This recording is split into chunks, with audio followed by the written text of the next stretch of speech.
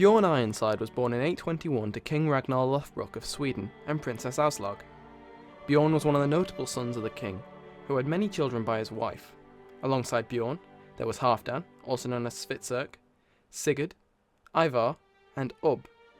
Ragnarr likely fathered many more children as bastards, but wisely refused to acknowledge them, as it would only mean less land for his favoured sons due to Gavelkind. Taking after their father, they all gained the Viking trait during raids on the Christian lands to the southwest, which gave them a large opinion bonus with each other and their own vassals.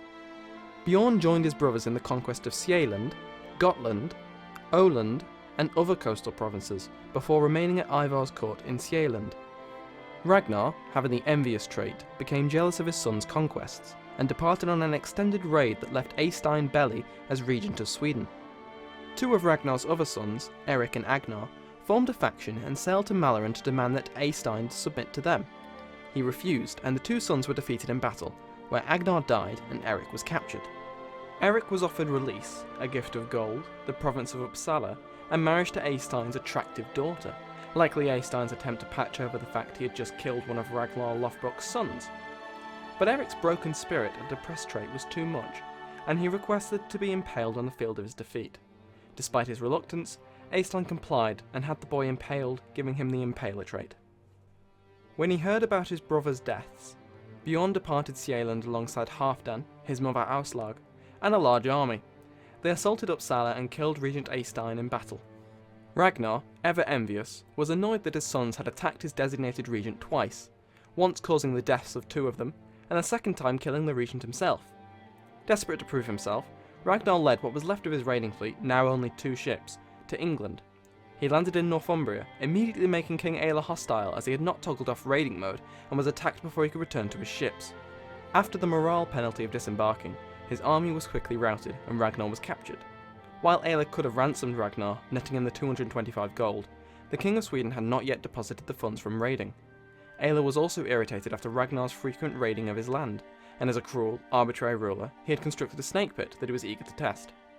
Aelle clicked the flavour event and Ragnarr Lothbrok was thrown to the snakes.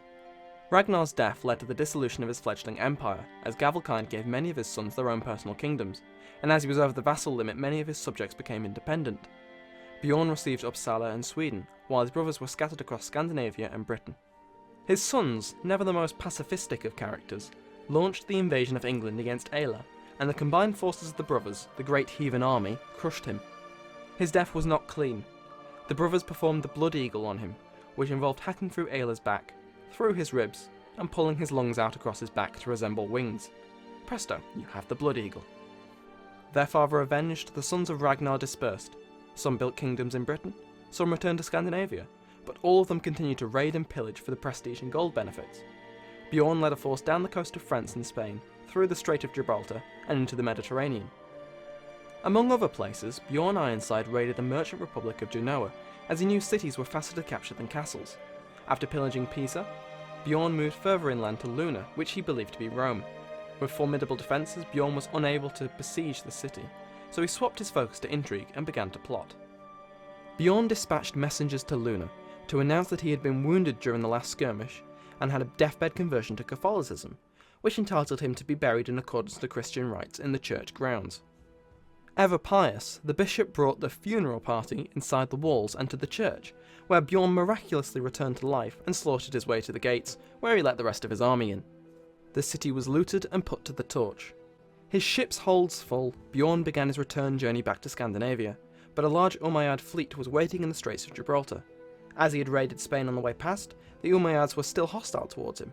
However, Björn could sail right past them as there is no naval combat.